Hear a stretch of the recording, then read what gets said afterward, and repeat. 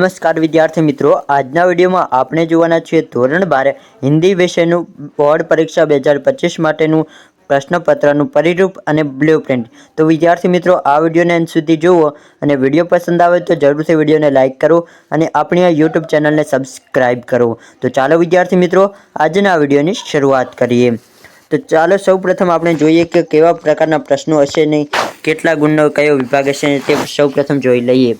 તો સૌપ્રથમ વાત કરીએ કે હેતુલક્ષી પ્રશ્નો જે તમને 30 પ્રશ્નો જોવા મળશે, જેના તમને 30 ગુણ આપવામાં આવતા હોય છે। બીજું છે અતિ સંક્ષિપ્ત ઉત્તરીય પ્રશ્ન, જે 19 પ્રશ્નો હશે, જેના તમને 19 ગુણ આપવામાં આવશે। ત્રીજું છે સંક્ષિપ્ત ઉત્તરીય પ્રશ્ન, જે 12 હશે, જેના તમને 16 ગુણ આપવામાં આવશે।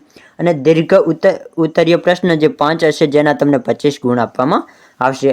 અને નિબંધ પ્રકારના પ્રશ્નોની વાત કરીએ તો એક નિબંધ પૂછાતો હોય છે અને નિબંધના કેટલા ગુણ મળે તો કે 10 ગુણ ટોટલ મળતા હોય છે। તો આ રીતે વિદ્યાર્થી મિત્રો ટોટલ તમને 67 જેટલા પ્રશ્નો જોવા મળશે અને તેના તમને 100 ગુણ આપવામાં આવશે। તો ચાલો હવે આગળ જોઈએ વિભાગ અનુસાર કેવી રીતે પૂછાશે। તો કે વિભાગ અનુસાર સૌપ્રથમ એ ગદ્ય વિભાગમાંથી 25 ગુણનું પૂછાશે, પદ્ય વિભાગમાંથી 25 ગુણનું, व्याकरण और प्रयोजन मूलक हिंदी ते 20 गुणનું, અર્ધગ્રહણ 15 ગુણનું, ઈ લેખન એટલે કે 15 ગુણનું। આમ ટોટલ 100 ગુણનું તમારું પેપર જોવા મળશે। આગળ જોઈએ વિદ્યાર્થી મિત્રો કે વાર્ષિક પરીક્ષાનું પ્રશ્નપત્રનું પરિરૂપ કેવું હશે, કેવા પ્રશ્નો પૂછાશે તેના વિશે સંપૂર્ણ માહિતી અહીં આપેલી છે। તો કે સૌપ્રથમ ગદ્ય વિભાગ જોવા મળશે, જેમાં તમને બહુ વિકલ્પ વાલે 8 પ્રશ્નો એટલે કે 8 વિકલ્પોવાળા પ્રશ્નો તમને જોવા મળશે। યોગ્ય જોડકા જોડો તેના તમને 2 પ્રશ્નો 2 ગુણ આપવામાં આવશે। एक वाक्य में उत्तर लिखिए तेना तमने 4 गुण आपवामां आवशे। 2-3 वाक्यों में उत्तर लिखिए तेना तमने केटला गुण आपशे तो के 6 गुण। 7-8 वाक्यों में उत्तर लिखिए तेना तमने 5 गुण आपवामां आवशे। ए रीते विभाग बी नुं पण एवुं ज हशे। तो आपणे विभाग सी जोईए। तो विभाग सी में व्याकरण और प्रयोजन मूलक हिंदी हशे, जे तमने टोटल 20 गुणनुं पूछातुं हशे। तेमां 2 शब्द समानार्थी 2 शब्द विलोम आ दरेकना तेनी सामे गुण पण लखेला हशे। अने विद्यार्थी मित्रों खास जणावी दऊं के जो तमारे आनी पीडीएफ जोईती होय आ संपूर्ण ब्लूप्रिंटनी तो तमने डिस्क्रिप्शनमां आपणी टेलिग्राम चेनलनी लिंक आपेली छे, त्यांथी तमे आ पीडीएफ ने डाउनलॉड करी शकशो। अने जो तमारे धोरण 12 नी दरेक विषयनी सारी रीते तैयारी करवी होय अने तमारी पासे नवनीत ना होय तो मैं दरेक नवनीतनी फ्रीमां लिंक आपी दीधी छे। तो तमे दरेक धोरण 12 नी दरेक नवनीत फ्रीमां डाउनलॉड करी शकशो अने वांची शकशो। तो आगळ बात करिए विद्यार्थी मित्रों के 2 शब्द आम विभाग सी नी बात करिए तो विभाग सी में तमने घणुं खरुं व्याकरण जोवा मळशे, जे तमे जोई शको छो। विभाग डी जेमां अर्थग्रहण जे 15 गुणनुं जोवा मळतुं होय छे। तेमां शुं हशे तो कि पाठ्यपुस्तक के आधारित एक पद्यांश संदर्भ में व्याख्या लिखने के लिए पूछिए ते तमने केटलुं गुण 5 गुणनुं जोवा मळशे। एक अपठित गद्यांश 1/3 भाग का सारांश लिखकर उचित शीर्षक लिखने के लिए दीजिए तेना तमने 5 गुण आपवामां आवशे। एक अपठित गद्यांश दीजिए उस पर आधारित 5 प्रश्न पूछिए। तो कि तमने एक गद्यांश आपवामां आवशे, जेना नीचे तमने 5 प्रश्नों आपवामां आवशे, जेना तमारा जवाबना 5 गुण तमने मळशे।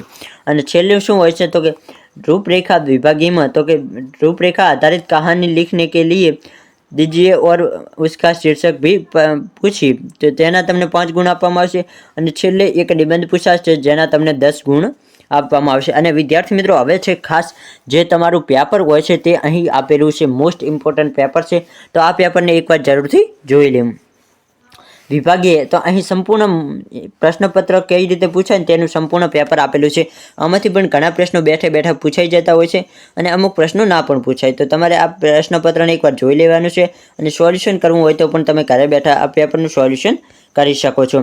અને જો તમારે આ પેપરનું સોલ્યુશન જોઈતું હોય તો તમે કોમેન્ટ બોક્સમાં લખી શકો છો, તો આપણે પણ સોલ્યુશન લાવવાનો જરૂરથી પ્રયત્ન કરીશું। તમે આગળ જોઈ શકો છો કે વિદ્યાર્થી મિત્રો વિભાગ સી માં વિભાગ બી માં કેવા કેવા પ્રશ્નો આવતા હોય છે। 5 માર્કનો પ્રશ્ન છે તો 2 અથવામાં આપેલા છે। આ આવડે તો આ જે આવડતો હોય તમે લખી શકો છો। વિભાગ સી માં કેટલા સામાનાર્થી 2 પ્રશ્નો આપેલા છે, તેના 2 ગુણ ને એ રીતે વિભાગ સી માં આ રીતે કેવા કેવા વ્યાકરણના પ્રશ્નો પૂછાશે તેના વિશે સંપૂર્ણ માહિતી આપેલી છે। અને વિભાગ ડી ની વાત કરીએ તો વિભાગ ડી માં બધાંશ કે समय व्याख्या कीजिए तेना विषय पण संपूर्ण અહીં માહિતી આપેલી છે। હવે જોઈએ વિભાગ ઈ। તો વિભાગ ઈ માં શું પૂછાશે તો કે નિબંધ છે અને અહીં એક જે કહાની આપેલી છે અધૂરી કહાની જેને તમારે પૂરી કરવાની છે તેના તમને 5 ગુણ આપવામાં આવશે। અને 67મો પ્રશ્ન મેરે સપनों का भारत पुरुषार्थ ही पारबंद है और તો આ તમને 2 નિબંધ આપવામાં અને એક છે ત્રીજો નિબંધ છે એક દેશભક્ત કે આત્મકથા। આ 3 નિબંધ છે તો આમાંથી પણ કદાચ એક ઇમ્પોર્ટન્ટ નિબંધ પૂછાઈ જતો હોય છે। તો આયો વિદ્યાર્થી મિત્રો તમને આ વિડીયો પસંદ આવ્યો છે। વિડીયો પસંદ આવે તો જરૂરથી વિડીયોને વધુમાં વધુ શેર કરો અને આપણી આ YouTube ચેનલ ઉપર નવા હોય તો જરૂરથી ચેનલને સબસ્ક્રાઇબ કરો।